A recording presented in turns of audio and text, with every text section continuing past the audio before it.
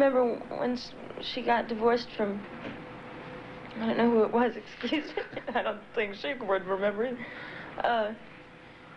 She said, well, that's over. Now what? You know, and that was kind of her attitude. She said, one of her favorite expressions was buzz off. You know, and she once said she was going to write an autobiography and call it Ho Hum. Life. That's entertainment. The plot can be hot, simply teeming with sex.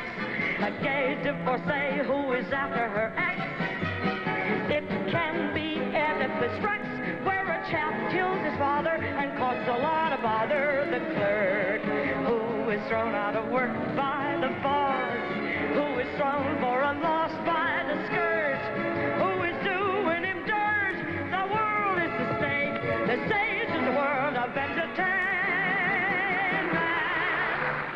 She's so cute, sweet. Oh boy, can she sing a song. Her name is Judy Garland.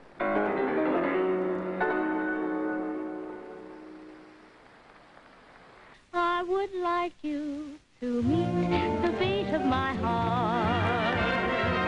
Meet the song I'm rehearsing. You're going to heaven in person when you meet that throbbing beat, the beat of my heart.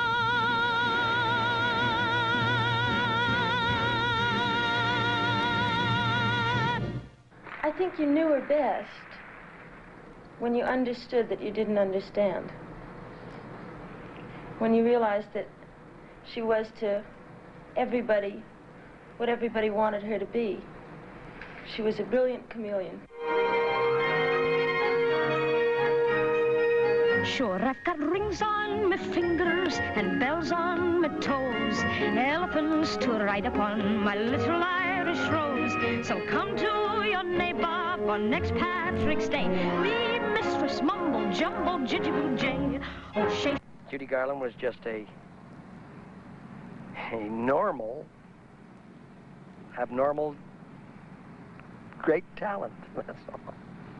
So we'll walk up the avenue, yes, we'll walk up the avenue, yes, so walk up the avenue's what we'll take.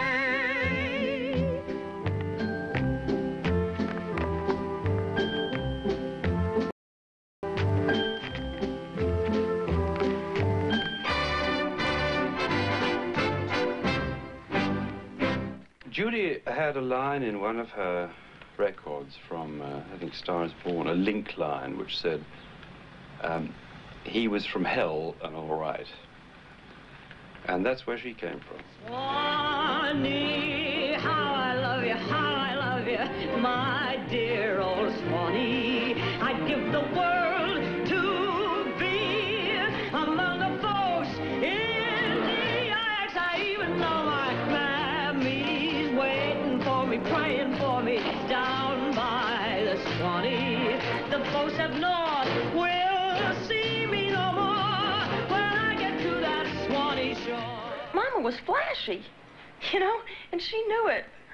And she had to put up with the consequences. I must keep on singing like a lark, going strong with my heart on the wings of the sun, singing.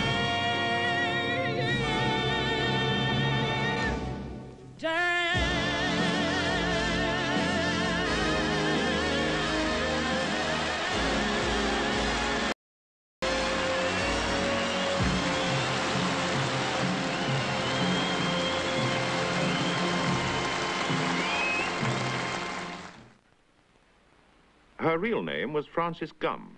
She was born in Grand Rapids, Minnesota on June the 10th, 1922, the youngest in a family of vaudeville players. In the 30s, Judy was already working in show business. Her father had a little theater in the valley here, and the mother and the two sisters didn't act. The mother played piano. about the worst piano player I ever heard. But Judy was brought up in a trunk. The 30s were the heyday of child stars and ambitious mothers. Ethel Gum encouraged her daughters to follow in the family's theatrical footsteps. Frances Gum gained early experience in short films with the Meglin Kiddies.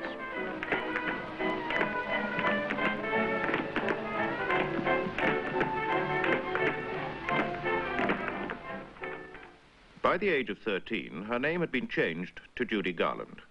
And through the normal mixture of perseverance and good fortune, she was summoned to audition for Louis B. Mayer, the legendary head of Metro-Goldwyn-Mayer Studios. Her audition was successful, and she was placed under contract. With the premature death of her father, whom she adored, the studio became the dominant figure in her life.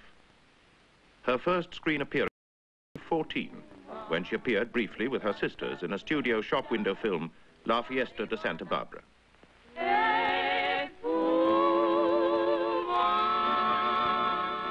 Soon afterwards, cinema audiences saw and heard Judy Garland for the first time as a solo singer when she appeared in a short film opposite another untried juvenile, Deanna Durbin. Say, have you danced to the rhythm of Americana? From Tin Pan Alley to Mexicali, this is the valley. Do that, do that, do that, do that, what? Do that, do that, do that, do that, what? In 1937, a precocious, self-confident Judy Garland, aged 15, appeared for the first time opposite a cinema veteran, aged 17, Mickey Rooney. You say I couldn't come in or I could? What you gonna do with a dame like that, huh? Well, I just wanted to show you my new shoes. Oh, how do you do, Mr. Calvin? I didn't know you were in here. Why, of course you didn't. That's cute talk, all right. I'll bet you 2 bits to a dime in a minute she makes a crack about a good picture playing at the Grand Street tonight. Oh, is there? Oh, isn't that lovely? I'd love to see it, wouldn't you, Mr. Calverton? Timmy and I had planned But we ain't packing no dames along. Oh, Timmy, you're so nice. But I've often wondered, isn't a horse ever going to fall on you? As I did, I'm sure Judy did, thought of it all as a big game. In my singing school, I am one of many who is just a fool. Mr. Mendelssohn's had his day. Any good man's here to stay.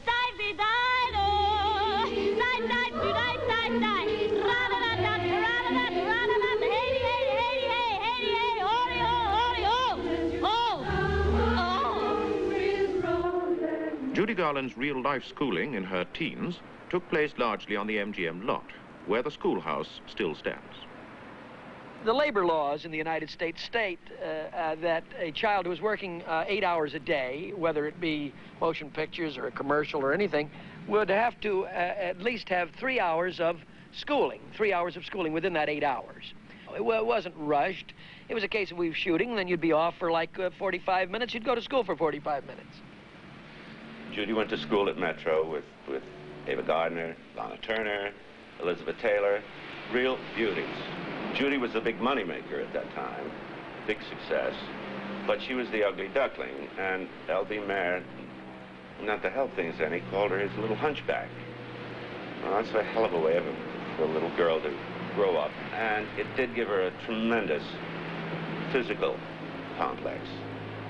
The talent was almost unimportant at that time. I want to be a beautiful young girl like these, which was not very possible.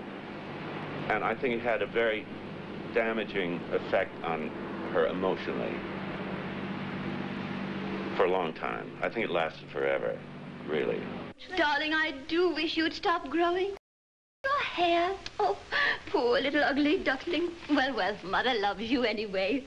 In 1938, 16-year-old Judy Garland was written into the popular Andy Hardy films, and the precocious, energetic child of earlier films gave way to the girl next door. Friendly, unsure of herself, and pining after the boisterous Andy Hardy, played by Mickey Rooney. Well, maybe, could I help you? No, it's a very special job. My father won't even do it. I'll see you later.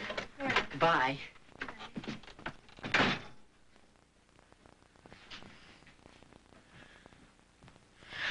I'll never be able to get a man, much less hold him. No glamour. No glamour at all. In 1939, Judy Garland won a special juvenile Oscar for The Wizard of Oz. Some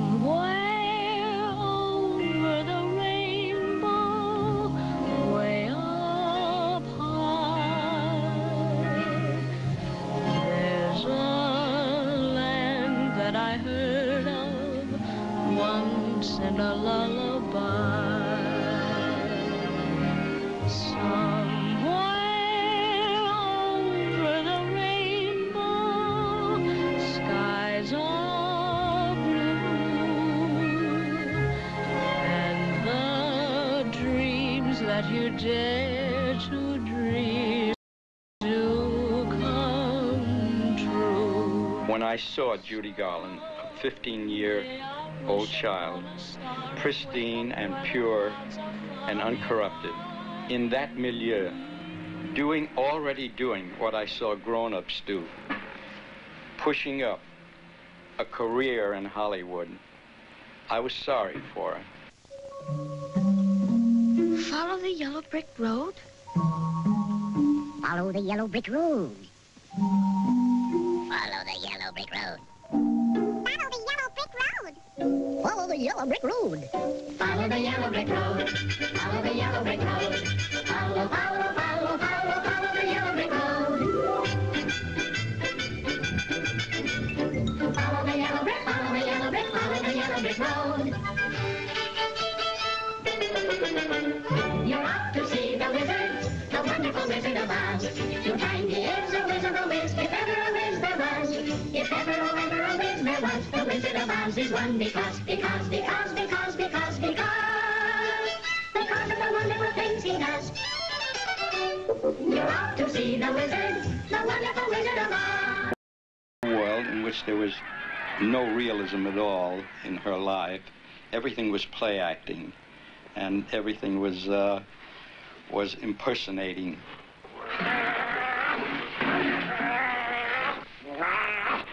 Now, all of us had these terrible makeups on, and we arrived at the studio at 6 o'clock to give us 2 hours to put them on. And then was another half hour to stuff ourselves into the various costumes. Judy, of course, being a girl, had to have the same effects for herself. In other words, she had to have her hair done every morning. She had to have it exactly the same way it was the day before. But what that meant was, from one standpoint of the work, was that the hours were long and the time off from work was short. During this period, we had to have our dinner, sleep, and get back up again at 5 o'clock in the morning. We hardly ever arrived home earlier than 7:30 or 8. So you see what a short time we had. There's no recreation, none whatsoever. It was a 1 year of just plain hard work. I'm afraid there's no denying I'm just a dandelion, a fate I don't deserve. I'd be brave as a blizzard. I'd be gentle as a lizard. I'd be clever as a gizzard. If the wizard is a wizard who will serve, Then I'm sure to get a brain, A heart. a home. Oh, we're off to see the wizard, the wonderful Wizard of Oz. And here he is, the Wizard of Wiz, if ever a whiz there was. If ever, oh, ever a whiz there was, the Wizard of Oz is one because of the wonderful things he does. we're off to see the wizard, the wonderful Wizard of Oz. The people who ran the business saw a good thing in her and felt that, well, if she's that great a star, we ought to make 3 pictures a year, 4 pictures a year. When you start doing that with anybody, even a grown-up, a picture is one of the most devastating things to your whole nervous system. It's a traumatic thing. You're on approval every minute, every shot. You get up at 5 o'clock in the morning for the makeup. And all day long, you're under that terrible tension of knowing your lines. Are you making good? Are you meeting the approval of your audience? Always that vast, great, big public is out there watching you, and you're conscious of that. Good morning. It's a lovely morning. Good morning. What a wonderful day. We danced the whole night through. Good morning. Good morning to you. How do you do? I said good morning. See, the sun is shining. Good morning. Hear the birdies sing. It's great to stay up late. Good morning to you. The competition Are you better than Deanna Durbin? Are you making as much money as the next star? And the producers and the executives who say we've got to keep her in front of the public every minute, publicity stunts to keep her on the front page, to keep her name on the marquee every few months, never arrest.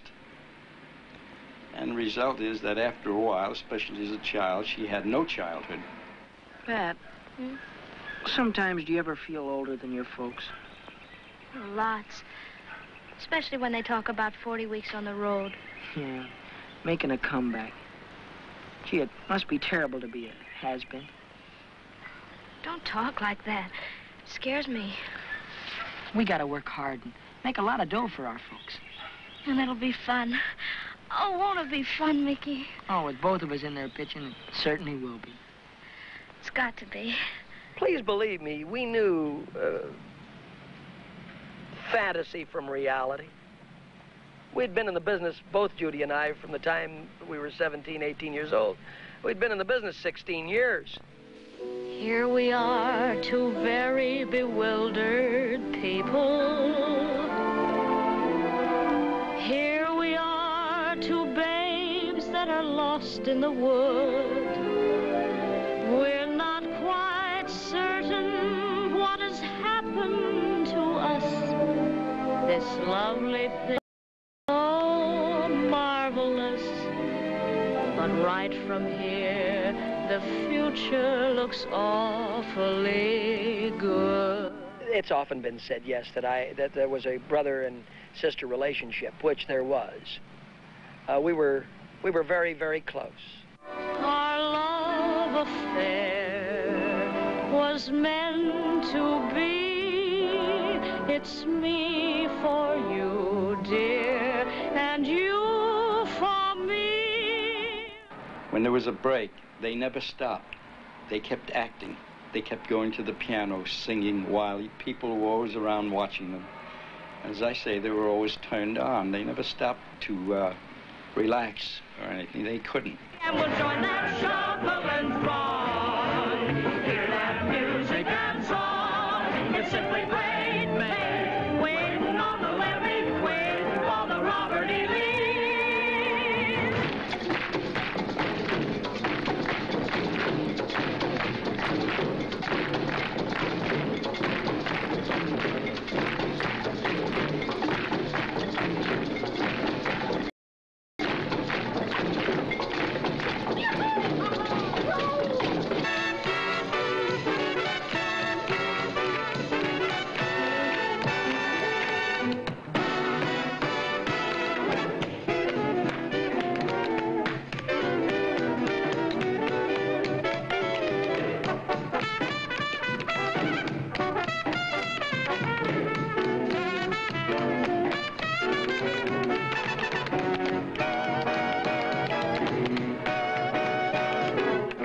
Judy could fire all barrels after 56 hours of straight work.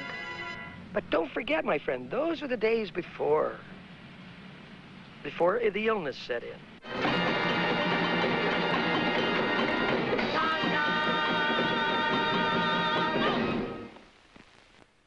After a while, when tiredness did set in, and she couldn't work anymore after about 5 hours of shooting, something like that, they'd let her go to bed, but the excitement was so great in her case. She was such a sensitive artist. They had to put her to bed with a sleeping pill. Well, they had a half-hour break, and after a half hour, she couldn't get up. Couldn't get up. Well, then they'd feed her a Benzedrine, you see. They'd feed her an upper. Well, this went on. 1 year it was 2 sleepers and 2 uppers, and then it was 3 sleepers. Well, by the time she was way into her 20s and 30s, I mean, she was addicted to sleeping pills and the pills the wake-up pills. First you put your 2 knees close up tight, then you sway to the left, then you sway to the right. Step around the floor, kind of nice and light, then you twist twist around with all of your might. Stretch them off and arms straight out in space. Then you do the eagle rocker with the style and grace. Swing your foot way round and bring it back. Now that's what I call ball in the jack.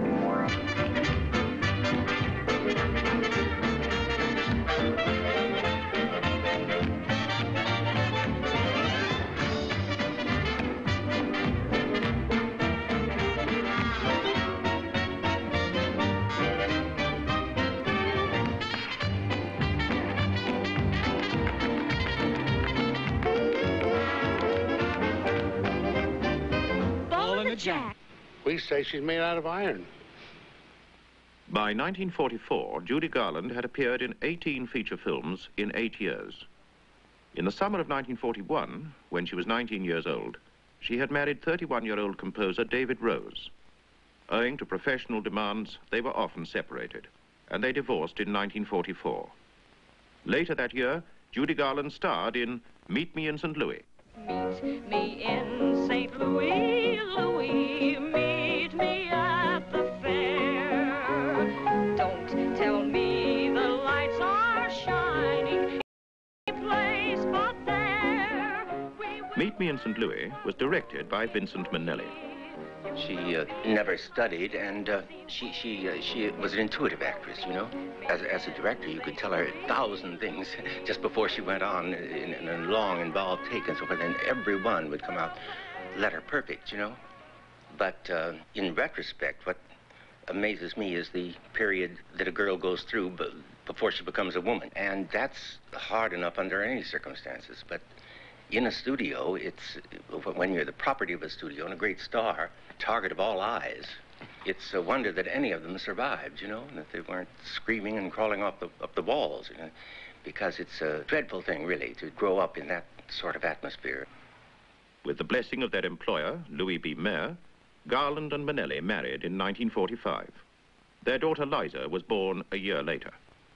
Buzz, buzz, buzz when the buzzer, wop, wop, wop when the wheels, stop, stop, stop when my heart strains. As he started to leave, I took hold of his sleeve with my hand, and as if it were planned, he stayed on with me, and it was grand just to stand with his hand holding mine to the end of the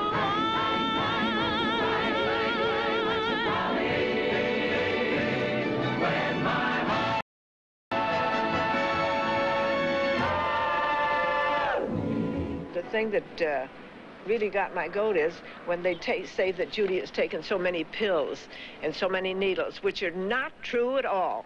She had taken pills the same as you or I or anybody else. You show me people that haven't taken a sleeping tablet or a Miltown to quiet you down or a Benzedrine. What? They're all tranquilizers that people take every day, every night. So why make a mountain out of a mole? Why just say Judy is the worst? It's not true. A lot of people today in stories and books you've read, they put all the blame on MGM and her mother, and I think it was deeper than that, you know, cause and effect. I think it all happened so fast, and she became like a lot of those kids. They were just catapulted to stardom, if you will. Sound like a bad magazine, but that's what happened to them. And some of them could handle it and some of them couldn't. And getting into pills and booze, she was not, I would never say that she was an alcoholic, because she wasn't. She'd go on kicks, she'd drink too much, and then she wouldn't drink for a long time, and then she'd take pills, and, you know, whichever her system and her head needed at the time, she went for. But it became demanding.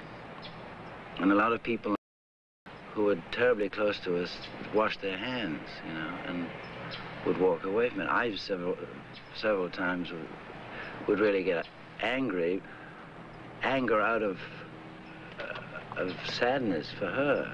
When I'm old and gray and settled down, if I ever get a chance to sneak away from town, then I'll spend my busman's holiday on the Atchison, Topeka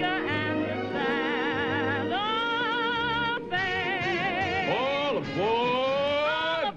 We came across the country lickety-split, going 90 miles an hour, bed to be tight. I can't believe we're here at last. When you go traveling, it stands for you to take the attitude to be I can't believe that anything would go so fast. Then you pull that side with those blows, a huffing and a puffing and all aboard, aboard, and aboard, on the outer side, on the outer Pacifica, on the outer Pacifica, on the outer Pacifica, and the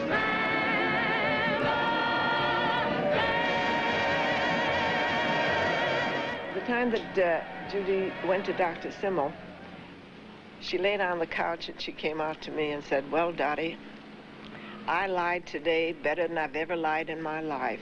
She said, and I think he swallowed everything I said. I said, do you think he did, Judy? And she said, yes, he did, because he looked straight at me and I looked straight at him while I was lying. And I lied better than anybody on that couch in the whole week there that he had. And so I said, well, Judy, you know, Louis B. Mayer is paying $50 every time you go in to see this doctor. She said, let them pay it, she said, and they'll hear the best lies that ever was told in the world, she said. I could think of the biggest ones and the best ones. I said, Judy, you're not only fooling yourself. You're not fooling this analyst at all. She said, well, I have nothing else to tell him but lies. Now she said, let's go back to the studio and I'll tell Louis B. Mayer I had a wonderful lesson today. I think Metro was very kind to her and did everything possible to make her happy, but it's very difficult it's more difficult to carry a success than a failure. Because if you fail, you know, you always have that urge to be successful again. And Judy Garland, just as a young child, she made so much money. She went up with Mickey Rooney on a personal tour to New York. You think arrived. The mob, the psychology, the tearing it apart, the loving it and adoring it. It went to her head. It would go to my head, to yours too, if you would be as successful as she was. And I don't agree that the studio is responsible for her. It's as I said, the greatest problem with her was she didn't think herself as a woman very desirable, and that got her confused. She didn't care. You know, she wanted fun. She wanted to have a good time. And anybody she saw that she wanted, whether it was your husband or whether it's your sweetheart, if she wanted him, she'd get him, because it happened right here in this house. She tried to get a sweetheart of mine, but it didn't work, and she was so mad, I'll never forget it. She said, he's chicken. She just wanted somebody very, very badly, and then she got him. The glamour was gone. And I don't think she enjoyed her private life. I don't think she knew what she wanted in private life, especially the last 10 years. And as I said, it's awfully difficult for an actress, a young girl, to be as successful and stay normal. Very few of them will do it. I'm going to tell you all about my next picture. The story starts in a dark, dank, dingy tenement in Amsterdam. Holland, you know. In the flat of a poor, impoverished family, but of rather good antecedents. Gretchen Cremitant was a very brave and noble woman who, against the wishes of her father, the Baron, you know, married this young inventor who didn't know, penniless. And there they were in Amsterdam. In Amsterdam? Yes, there they were in a dark and dingy tenement flat with no food and no heat and no money for to pay the rent. But did they care? No, they don't care. Madame Cremiton, she don't care, 'cause she seen the light just the other day. Since then, she been trying for to find a way for to bring to the world a big invent, and so she did. So she did. Hoop-de-doody, Madame Cremiton did. She toiled and strived and sweat and slaved, stretching her mind and beginning to rave. But the price she paid was worth the pain, for on a cold and frosty morn, oh, no! the safety pin was born. It's funny when you're sitting under lights, and it's funny talking about your mother, because you feel that you owe, I feel a little bit like she used to feel, you owe the public a certain amount of drama and a certain amount of, you know, whatever about her. When you really, what you really know about her is that there was that very undramatic, dramatic side. In other words, it was dramatic on other people's standards, but we didn't live on other people's standards. Nobody in Hollywood did. You know, it's a whole different set of rules and values, and you have to take that into consideration, too. I don't think people want to hear necessarily sometimes about her humor. I think they'd rather just know the sad. Be a clown, be a clown. All the world loves a clown. Be the poor, silly ass, and you'll always travel first class. Give 'em quips, give 'em fun, and they'll pay to say you're A1. If you become a farmer, you've the weather to buck. If you become a gambler, you'll be stuck with your luck. But Jack, you'll never lack if you can quack like a duck. Be a clown, be a clown, be a clown.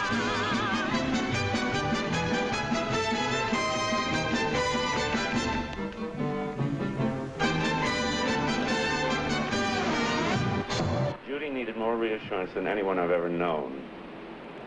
As a person, and professionally mainly, but even as a person. You look adorable today. Oh, she'd go right up to those shoes are marvelous. That dress, your hair, whatever, the color, your coloring is good. And it was food to her. Mr. Hughes, I think these dresses are beautiful, but... But what?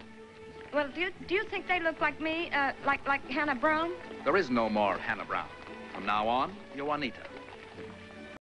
Wanted a Juanita, why did you pick me? Now, don't get mad. This is business. A girl dancer has to be exotic. She has to be a peach.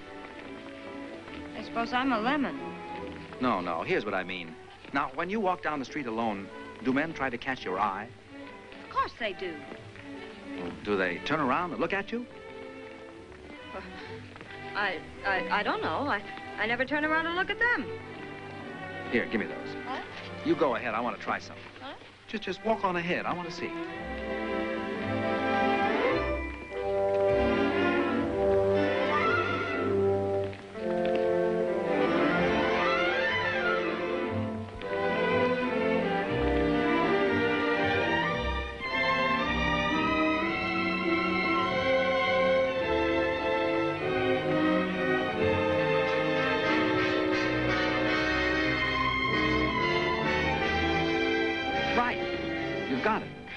Thank you.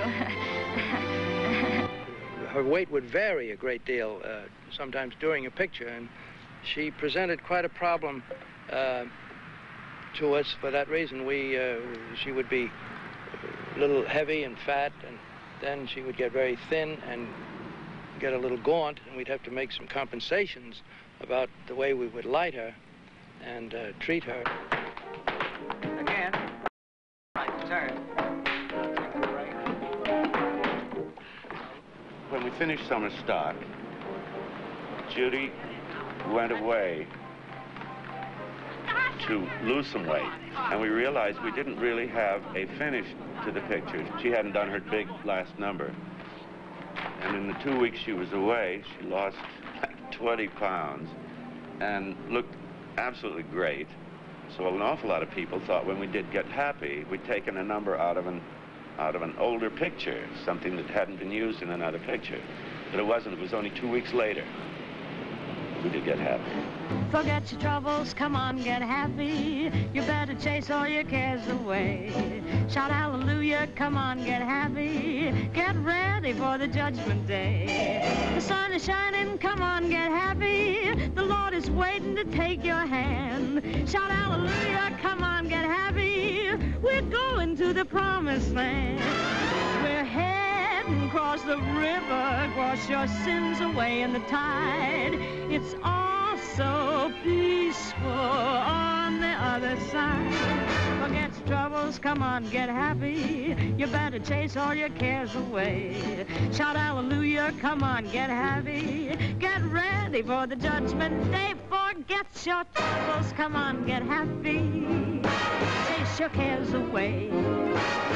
Hallelujah, get happy before the judgment day. The sun is shining, get happy. The Lord is waiting to take your hand. Shout hallelujah, come on, get happy. We're gonna be going to the promised land. Go ahead and cross the river, wash your sins away in the tide. It's quiet and peaceful on the other side. Forget your troubles, get happy, your cares fly away. Shout hallelujah, get happy, get ready for your judgment day. Come on, get happy, chase your cares away. Shout hallelujah, come on, get happy, get ready for the judgment day. Sun is shining, come on, get happy. Lord is waiting to take your hand. Hallelujah, come on, get happy. We're going to the promised land. Head across the river, throw your sins away in the tide. It's all so peaceful on the other side. Shout hallelujah, come on, get happy. You better chase all your cares away. Shout hallelujah, come on, get happy. Get ready. Get ready. Get ready for the judgment day.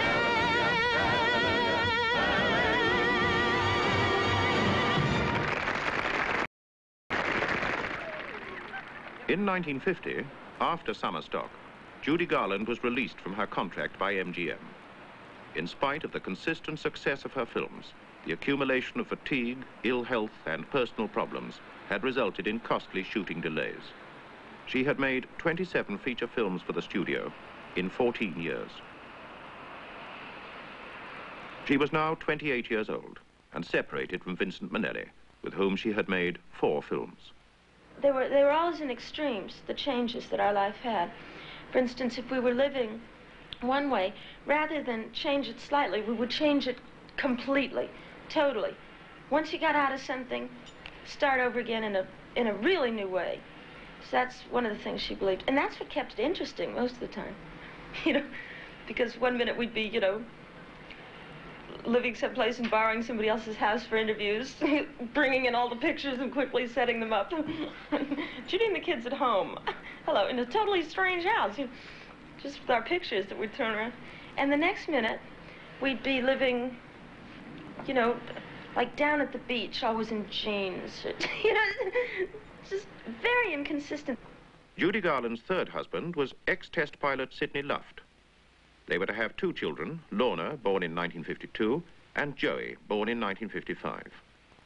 In 1951, under the professional guidance of Sidney Luft, Judy Garland set sail for England, and a new chapter in her career began at the London Palladium.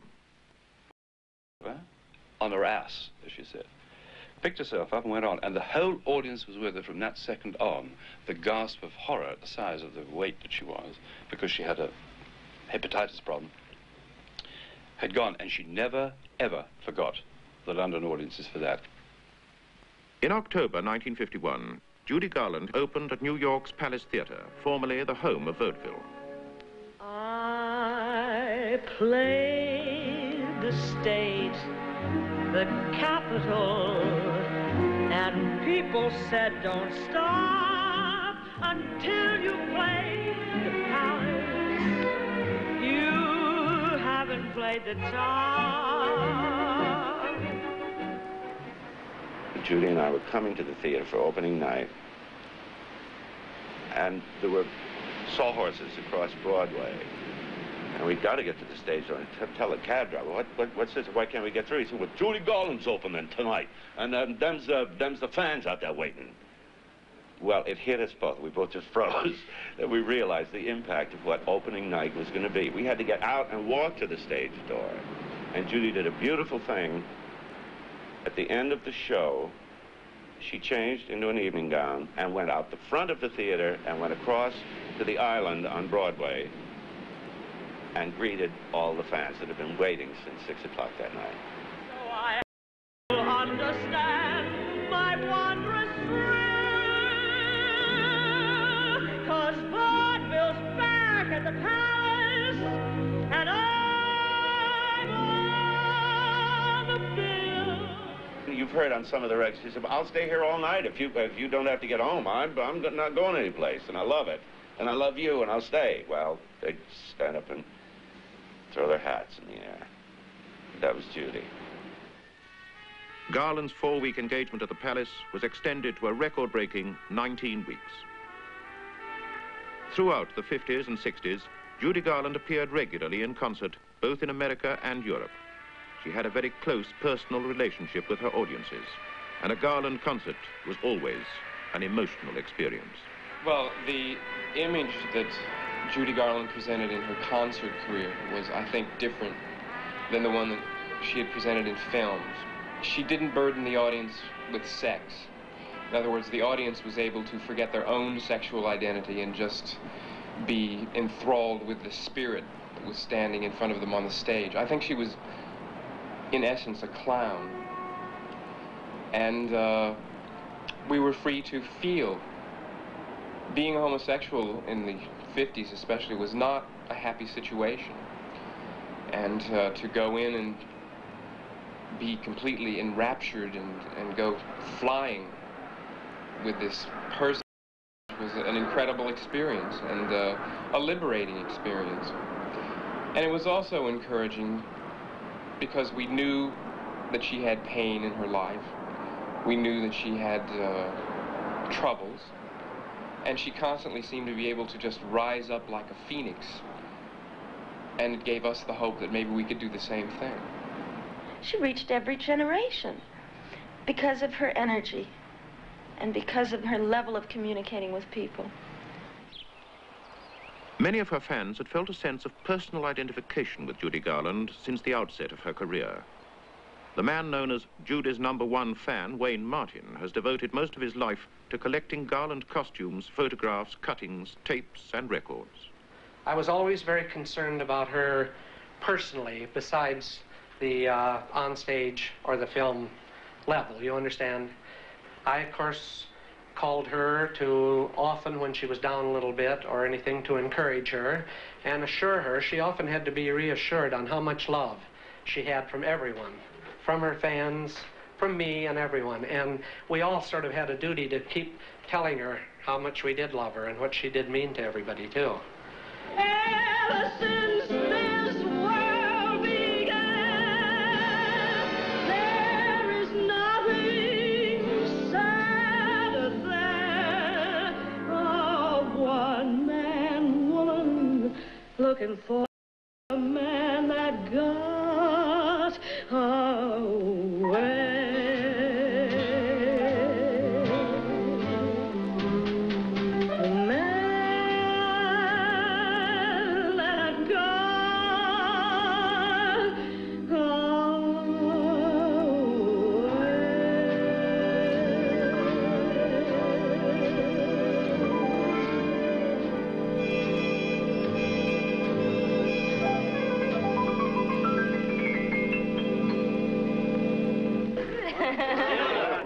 Mama rarely, and never around the kids, used profanity.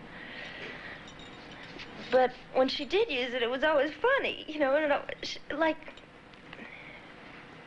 well, what happened was we were in someplace crazy, like Lake Tahoe, and we went into the ladies' room. There was an old drunk lady in there, and it was just, you know, with the sequin straps and one of those dames, and she said, "Oh, Judy, you're terrific. You're Judy, the rainbow. You gotta always remember the rainbow." Then when she went into one of the stalls, the lady knocked on the door. She said, "Yes?" She said, "Judy, never forget the rainbow.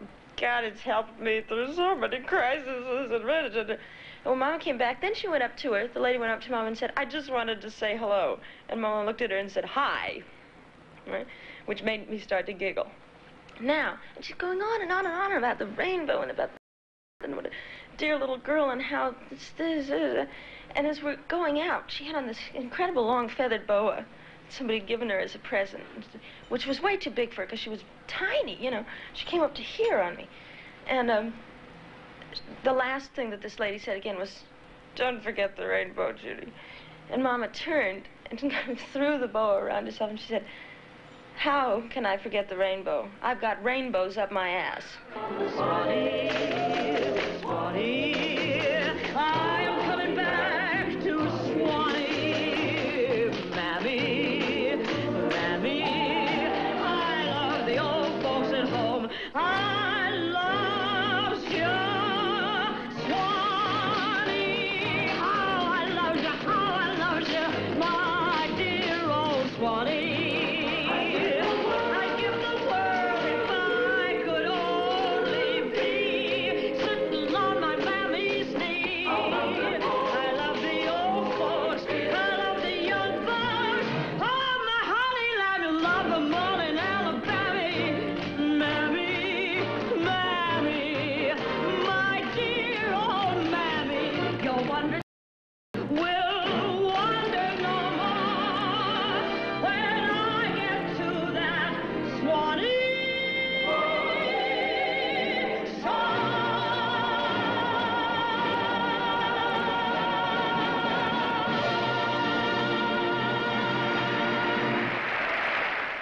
When you work with an artist like that, you realize why you chose to be in the business. You just, you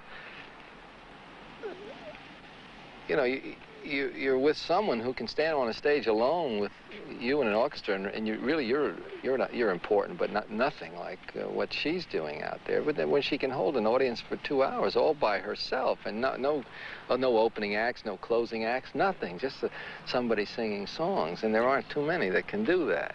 I saw her once with an audience, and she sat down. She was very hoarse, you know, and they started Over the Rainbow, and I thought, oh, it's gonna hurt her, because it hurts when you sing and you're hoarse.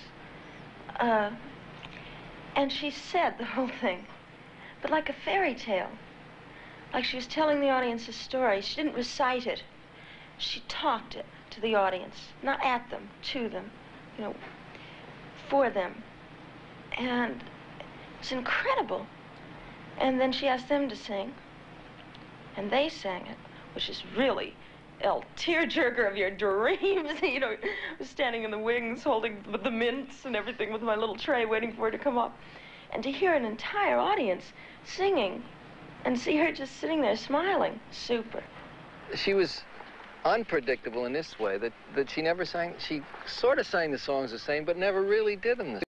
She approached them as if they were new. Also, she approached them with the idea that just human, not frailty, but just the fact that sometimes her voice wasn't as good as it was on other times. And she was, you know, had constant problems with voice. So she would do interesting things with her voice and doctor and change nuances. And that to me is interesting. I think she's not alone. There's only a couple of people that do it. I think Frank Sinatra does it. He's not always in the best of voice, but he sure is an interesting singer. The last 5 years, 3 or 4 to 5 years, she started taking singing lessons. So I'm going to learn why it's there and how to keep it, because that's my rent money. I can't lose that or I'd lose my rent. With humor. And true, in a sense. If that burned out, she was through.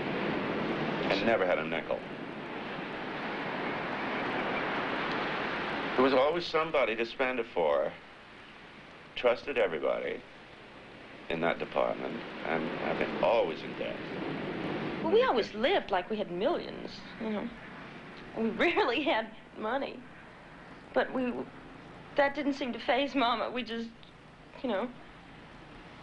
I've collected things now from all over the world that have been confiscated in hotels because we never paid the bill and they confiscated, so we just leave. See, the trick was to get they discovered, you know, that we didn't have the loot. What else did you do, Mrs. Wallner? What are you trying to do? Are you trying to Why do you not let me speak the truth? That's what we want, Mrs. Wallner. The truth, the truth. You admitted that you continued to see him. You admitted that he came to your apartment. You admitted you kissed him. You admitted you sat on his lap. What else do you admit to? What else? Nothing. There was nothing like you're trying to make it sound. What else? There was nothing. Nothing. Stop it! Stop it! She would desperately want to call attention to herself. Many times, not the kind of attention of taking over a whole room and here I am, you know, and nobody else could talk. There are people like that who are really boring. She was never like that.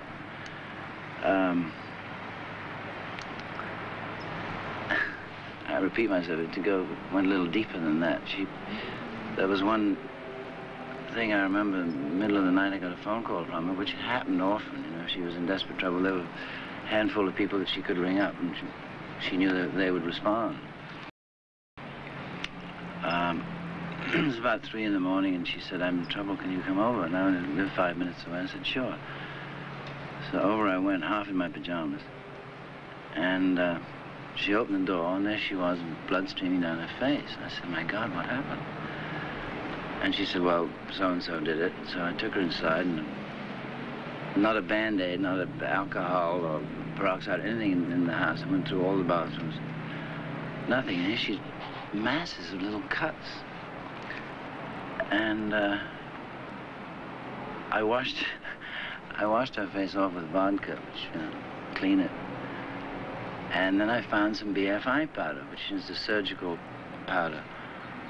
And I put her head back on the bar to stop these little things from spurting, and caked it with this stuff so it would coagulate, hopefully. So then I went out to the bathroom to wash my hands, and the door opened down the hall, and it was the maid in the maid's room, and she beckoned to me and she said, "Mr. Lawford, come here a minute." And I said, "Tell me, were you here when it happened? What happened?" She said, "Well, she did that herself." Which is what, you know, that kind of desperation of wanting to, you know, let you know the kind of trouble she was in. Judy's life was so demanding, so insistent. There was telephone calls at 3 in the morning, at 4 in the morning, at 5 in the morning. Cables, letters, intensive I. Suddenly destroyed your whole existence, because Judy didn't believe that anybody else had a life of their own to live. Certainly without her. And therefore, if you had a film to do, or a book to write, or a composing, or whatever you were doing, it didn't matter to Judy as long as you were on tap night and day. We couldn't, in the end, I think I speak for a lot of her friends, not all, but we couldn't take the stress of it.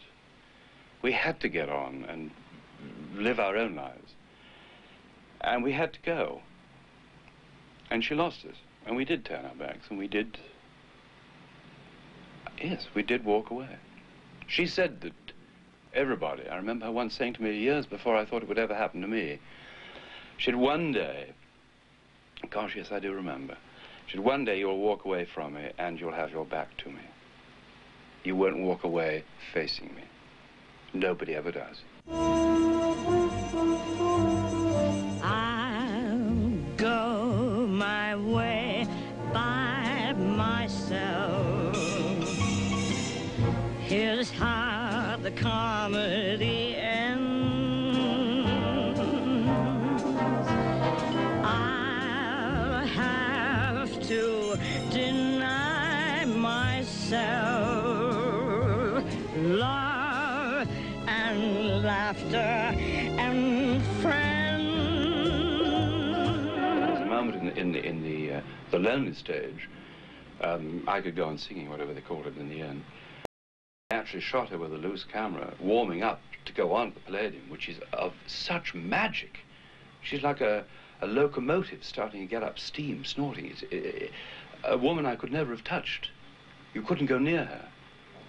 It was a magic evocation of building up the force, the pressure, and then wallop.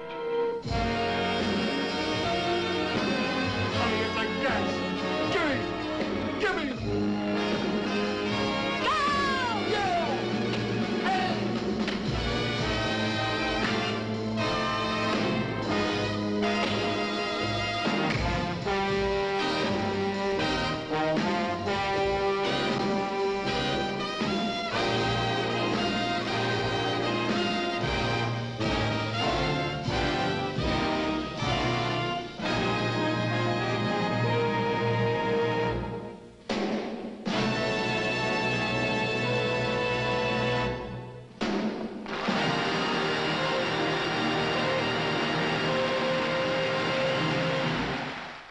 When she arrived, she was Miss Garland. The whole of the English crew had never worked with her before.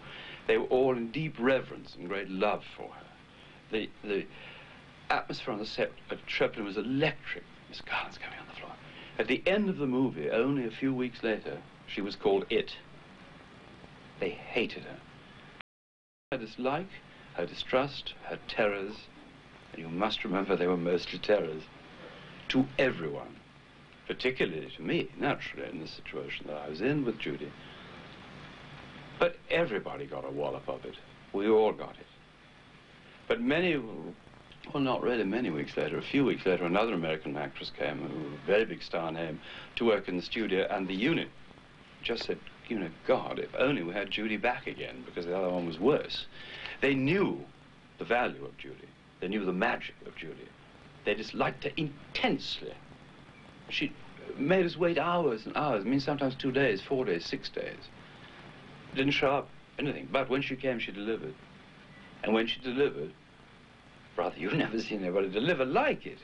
Have you come to take me home? No, I've come to take you to the theater.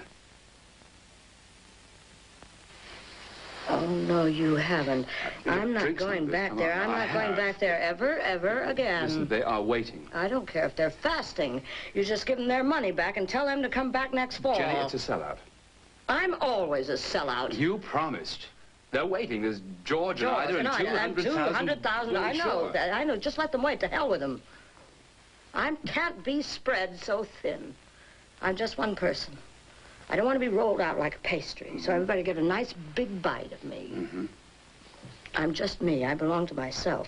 I can do whatever I damn well please with myself, and nobody can ask any questions. Now, you know that, don't you? Well, I'm not going to do it anymore, and that's final. It's just not worth all the deaths that I have to die. You have a show to do tonight. You are going to do it, and I am going to see that you do. You think you can make me sing? Do you think you can? Do you think George can make me sing, or Ida? You can get me there, sure, but can you make me sing? No, I sing for myself. I sing when I want to, whenever I want to, just for me. I sing for my own pleasure. Yes. Whenever I want. Do you understand that? I do understand that. Just hang on to that, will you? Hang on to it. Well, I've hung on to every bit of rubbish there is to hang on to in life. And I've thrown all the good bits away. Now, can you tell me why I do that? No, I can't tell you why you do that, but I can tell you this. You are going to be late. I don't care. That is the actual woman saying the actual truth, acting it brilliantly, and being it, which is a very different thing. But she was also capable of being, I think, one of the most profound actresses that we have, or we had. She knew exactly it was a playing scene, but it was her. And it was about her. She had all the knowledge to bring to bear.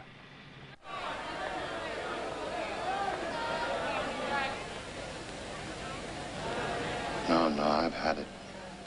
It's an hour past curtain. You'll be 45 minutes getting dressed. You think they're going to wait for you? There are 2,500 people out there who paid money to see Jenny Bowman.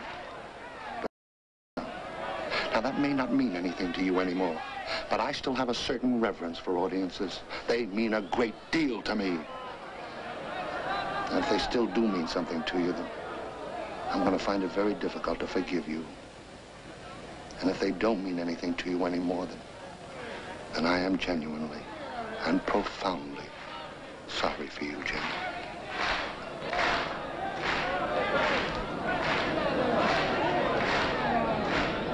I'm not her family, but I can say quite safely, and I know that I'm perfectly right in saying this, that Judy was a schizophrenic. That's a medical term. So when you're dealing with a medical term, not dealing with a movie star or a singer, or a personality per se, then you've got to make allowances for the fact that there is a medical problem. And Judy certainly had one.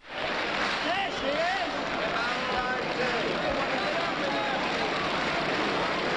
Where you been, Jenny? What? Where you been? Oh, I've been having a hell of a time. Thank you very much. What happened to the ankle? I've been skiing or sheeing or both.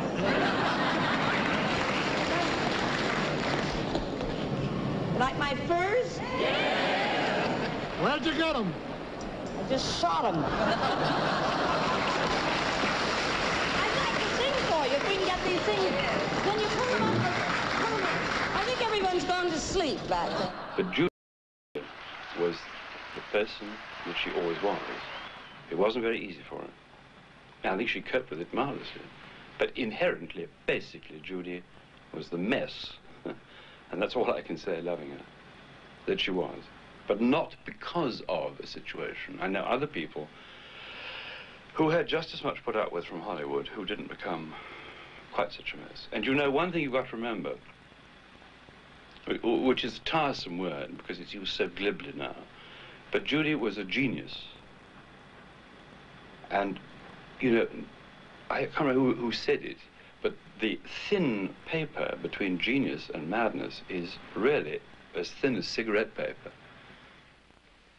Judy Garland was divorced from Sidney Luft in 1965, following separations, reconciliations, and disputes over the custody of their children.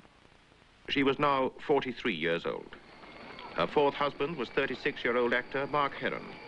The marriage lasted less than 2 years, and they were divorced in the spring of 1967. All the men she married were very different.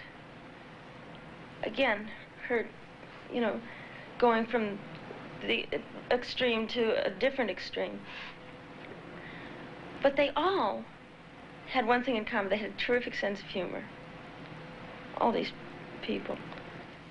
Judy died for the fifth and final time in London in March 1969. She was 46 years old. Her new husband was 35-year-old discotheque manager Mickey Deans. Well, Judy, of course, said she wanted to always to retire, but I couldn't see Judy being the housewife. You know, this is fine to stay at home and to have fun and go to the country and do things, but to retire permanently, no. But there's a big difference, I think, when you have to work. You know, you don't really want to go in and do something, but if you just want to go out and say, yes, I'd like to give a concert now, that's different, you know. You have the security, you own property, and these are the things that I wanted for Judy. Judy was happy, I was happy. We had so much strength in each other, I felt. Only he knows. He hasn't told me yet.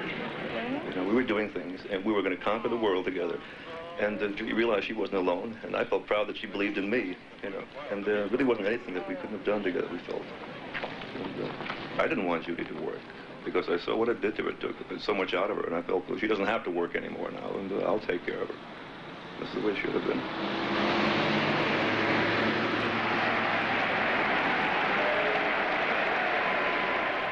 I think toward the end, the audiences began to be somewhat of a circus. That element who came to see a glamour figure or a star on the brink of destruction. And I think they came hoping either for an utterly triumphant performance, or they would have been just as happy to see her fall on her face. She always used to kid me about saying, you know, I just want to take that shopping cart and go into a market and go home and cook somebody a good dinner. I said, well, why don't you do it? And she said, well, I'm doing a show tonight. And I used to laugh at her. I said, Judy, don't you know the kitchen sometimes is more important than the show? And she'd say, well, I'll try and put them both together someday. I think without a doubt, Judy's first love was the people. The people who, just before her death, didn't realize how ill she was, who scorned her, threw garbage at her. And not because they were rude people, but because they didn't understand. I don't think the world really understood how ill she was. You know, usually the old sore throat bit, or I'm late, I didn't get my makeup on in time. The audiences react in different ways to that. And they're not very understanding, but when you die, everybody, there's a hush comes over the audience that goes, oh, I didn't realize that.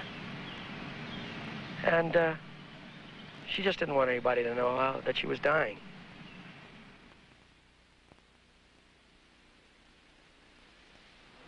All I know is alive. You know, she still is.